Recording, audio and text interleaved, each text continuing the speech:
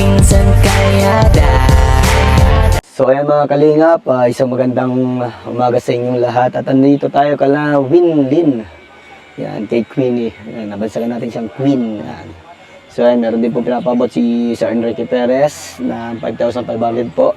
Yan, maraming salamat po Sir Enrique sa pagmamahal po na binibigay niyo para sa mga beneficiary ko.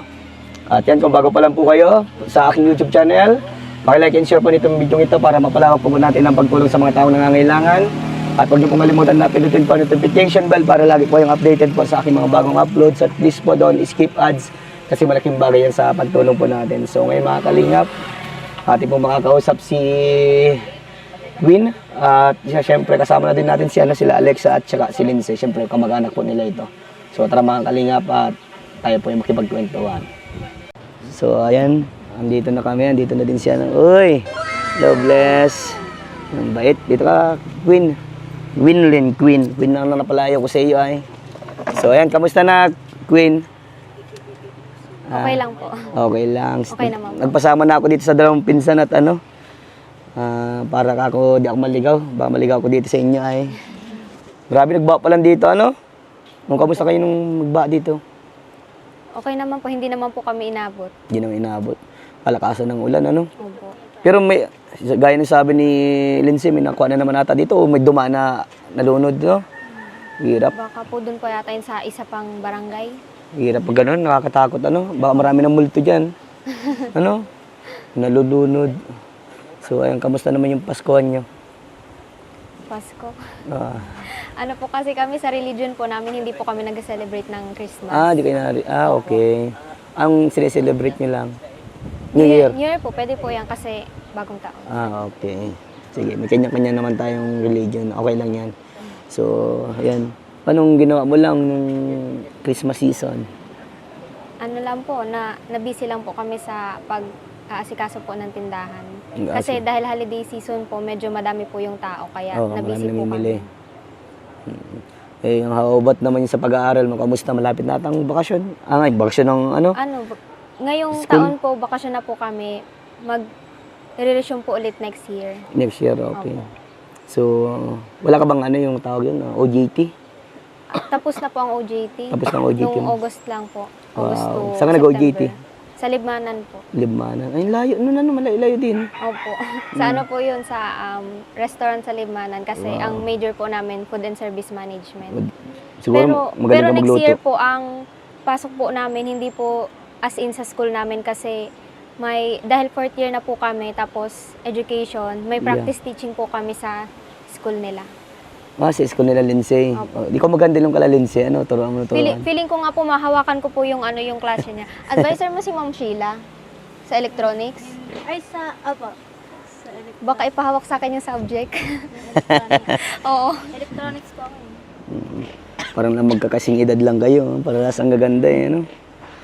Yun lang. Ang pinaghahandaan mo na sa next year. Opo. Yun na po yung namin next year. Education ka pala, no? Opo. Ilan taon ka na, Queen? 21 po. Nalito. Pero graduating ka na, ano? Opo, malapit na po. Ang isang sem na lang po. Nag-graduate na. Konting tiyaga na lang. Opo. Konting kembot na lang matatapos na. Nag-graduate na. Kayo mahaba-haba ka, ano? Ikaw, anong grade mo na, ano? Grade 10 po. Grade 10. Ang mahaba. Pa, ikaw, Ate Alexa? Senior high po. Senior high. Ikaw 2 years, tas may 6 ka pa. Ikaw, may 4 years ka pa.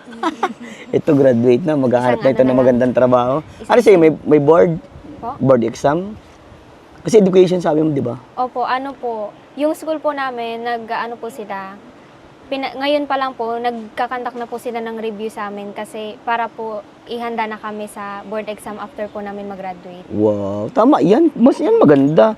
Kasi yung iba niya, nagre-review muna sila bago sila mag-board exam.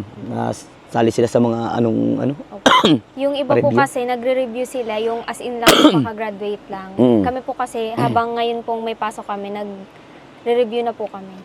Para po, prepare na kumbaga. Prepare na prepared na po para sa board exam. Pero good luck, At kaya mo yan. Dito lang kami. Nakasupport lang kami lagi para sa iyo, Queen. Madali lang yun sa iyo, Kayang-kayan? Kayanin para sa pangarap lagi. Kaya niya. Ikaw ang kukunin mo ang course sa'yo, Alexa? po. Ano kukunin mo? About po sa business. Business. At ikaw, ate, Lindsay, Panag-ano na po. pag college ka na, kukunin mo. Ang gusto ko po yun, nursing. Nursing, wow! Ano ka ng mga kapit yan, dugo. Hindi ka naman takot sa dugo. Hindi, normal yan. Pero dapat maging be ready. Kasi kung ano yung gusto mo, dapat ready ka.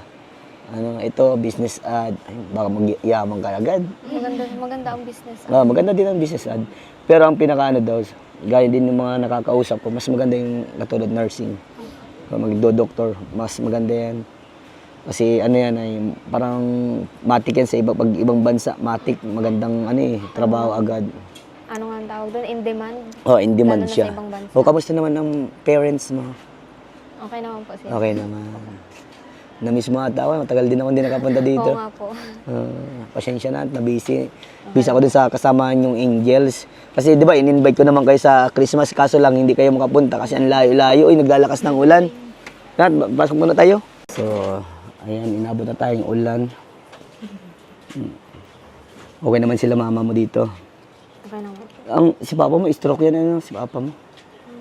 Hindi naman po, may ano lang po yata. Ang alam Hindi ko, mo po as in a stroke kasi mild stroke. hindi naman po siya high blood eh.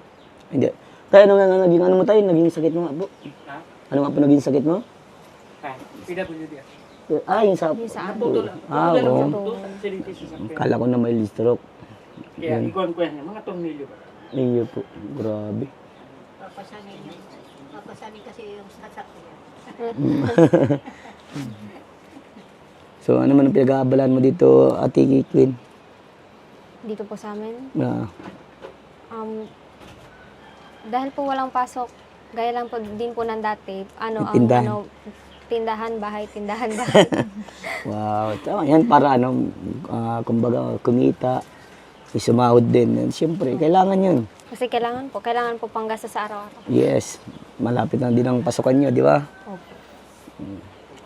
So, ano yung pwede mo may payo dito sa dalawang pinsan? Kasi ikaw, pag-graduate ka na, sila papunta pa lang sa pagdadaanan mo. Ay, sa pinagdaanan, papunta pa lang sila. O ano masasabi mo? Kay kay Lindsay at medyo mahaba-haba pang tatakboy niya.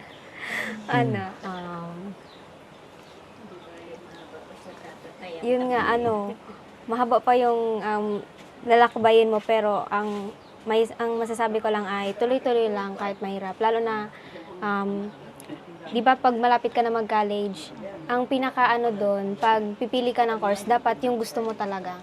Kasi pag pumili ka kasi ng course na hindi mo gusto, yung bagang habang nasa process ka, parang nahihirapan ka, doon yung parang susuko ka na. Pero pag yung isang bagay kasi gusto mo talaga, kahit gano'n yan kahirap, kakayanin mo yan. Yun lang ko pag if ever na kukuha ka ng gusto mong course sa college, like Yeah. nursing. That's good, ate. Tapos Galing, kay galing. kay Alexa, malapit ka na mag-college, ganun din. Tuloy lang yung mga nararanasan natin na hirap talaga sa pag-aaral, normal lang 'yun. Lalagpas din 'yan. Basta tuloy-tuloy lang.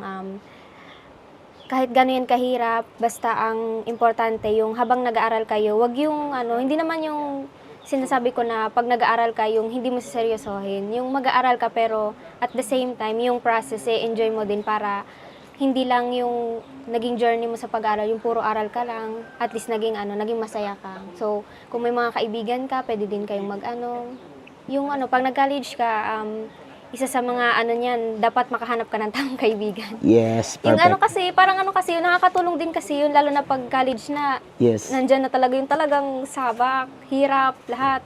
So, isa din sa mga katulong doon, aside sa family mo, yung mga magiging kaibigan mo. Yeah. Nakakatulong sila, promise.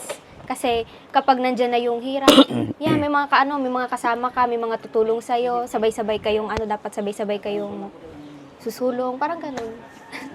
Sa advice. Nandiyan po sa advice sa tingin mo. Yeah. Ito naman advice ko para sa inyo. Ganito yan. Dapat sa pag-college, dapat mo mahanap na kaibigan o siyempre may mga kaibigan ka na mga BI, bad influence, may mga good naman. So, tama yung sabi mo, Ate Win, tamang na kaibigan. dapat pumili ka ng Pili ka kaibigan din na ng dadaling ka dapat sa magandang kalagayan, hindi yung dadaling ka sa pangit na kalagayan. Kaya kayo dapat always din kayo mag-ingat, magpili ng tamang taong pakikisamahan. Dahil hindi habang buhay maganda yung hindi habang nag-aaral kayo maganda yung pakikitungo para sa inyo, di ba? Kasi darating yung panahon, may lang sila sa inyo, may makuha lang o wala na, tapos na kayo. Sayang yung pangarap nyo, di ba? Sila yung gugulo ng buhay nyo. Kaya tama yung sinasabi ni Ate, na piliin mo yung tamang tao na makakatuwang mo sa pag-aaral. Yung parang magbanding kayo. Pinaka-banding nyo talaga dapat aral no? Yan, pupunta kayo, tatabay kayo, library, ngayon, tanungan kayo ng mga Meron kayo, pinagdaanan ko ng college, ganun din ang nangyari sa akin. Kaya, kumbaga, syempre, ikaw siguro, may nag-aaya din sa'yo, mag-inom, maglayas, magtambay ko sana, di ba? Tama? Hindi na maiwasan, lalo sa inyo. Lalo kayo, may tsura kayo. Yan yung mga taong yan. Kumbaga, mag-iisip na ng negatibo. Hindi naman natin nilalahat, pero andun yun, papunta tayo dun. Kaya, dapat behave kayo kayong dalawa. Kasi ito, graduate na. Pupunta na siya saan magtatrabaho na siya. Saan mo balak magtrabaho? Saan mo balak magtrabaho? Kung paplanin, nakapasa ka na. Ayan. Kasi, pagka-graduate po kasi ang paghahandaan po namin yung sunod, hindi pa naman trabaho yung board exam. No, after nun, kunyari, kapasa ka ng board exam, saan ka na? Saan mo balak magtrabaho? Yan. Kung hindi po agad pwede din po kasing mag-apply sa government, lalo na po pag may lisensya na. Yes. Kaso dahil po sa ngayon po kasi, 'di ba, marami pong gumagraduate na education yung course. So, parang pag nag-apply ka po ng trabaho, hindi Agad-agad. hindi as in matatanggap ka. So, may mga kaibigan po ako na nagsasuggest, pwede daw po kami mag-teacher sa Thailand, ganon. Wow, ito Thailand ka, ha? Ba't ba naman? Nagayayaan po sila mag-Thailand. Hindi ko alam kung ano ibig sabihin. Kay pala kay Kuya Robin ko Kasi, pala yung narinig. kasi sa Thailand daw po, hindi daw po gaano masyadong mahigpit requirements ng teacher Kasi kahit nga daw po walang lisensya pwede, pero mas may advantage yung pag meron. Pero nagayayaan po kami mag-Thailand. Thailand. Opo. Yun, pinapangarap ko Palagi. makarating din Thailand. Vacation lang. Mali nandun ka, makapunta ako doon. Pero kahit saan pwede kayong pumunta. Pero ito pinaka-the best palang advice ko sa inyo. Kung mag-iibang bansa kayo, pero kung meron kayo dito magandang oportunidad dito sa Pilipinas, huwag na kayong mag-ibang bansa. Unang-una, ganito, pag nag-ibang bansa kayo, nakakalungkot. Buti kung sanay kayo, kung independent kayo, sanay ba kayo malayo sa pamilya? Ikaw, sanay ka sa malayo sa pamilya? Ako po, nasubukan ko naman po. Okay naman po. Basta po may Communication. communication. Kayo, sanay ka? Hindi. Hindi. Hindi mo, ikaw. Depende po. Depende. So, ayan. And then, pinaka-the best na ninyo, mag-exam kayo ng civil service. Yun nga daw po yung maganda. Ikaw, nag-exam ka na? Hindi pa po kami noon na Kahit di ka pa nakakapag-board exam, pwede ka na. Kasi pwede ang daw alam nga ko, po 48 units, pwede na pwede na mag-civil service. So, tiyaga kayo, ha? Mag-exam, pagkakataon yun. Maganda nga daw po yun, sabi nila, kasi pag nakapasa ka daw po dun, marami kang pwedeng pasukan na trabaho. Yes, government, matik yun. Sigurado Dapat daw yung po professional na kunin nyo, ha? O kayo, yan, ang paghahanda ninyo. Habang di pa man kayo pag nag-college, kayo, pwede na kayo doon, ha? Magpasok Pwede na doon. Mag-exam, kumbaga. Plus pag nakapasa kayo, ay nako, ganda ng buhay niyo, promise. Si Sir Ron, civil service passer yun. Kaya pasok siya sa DepEd ng teaching. O, di ba? Nasa government na siya. O, ganun ang mga, Maraming opportunities pag Yes, madaming civil opportunity. service passer. So, ngayon, Queen, meron sa yung pinapabot. Si Lolo Henry.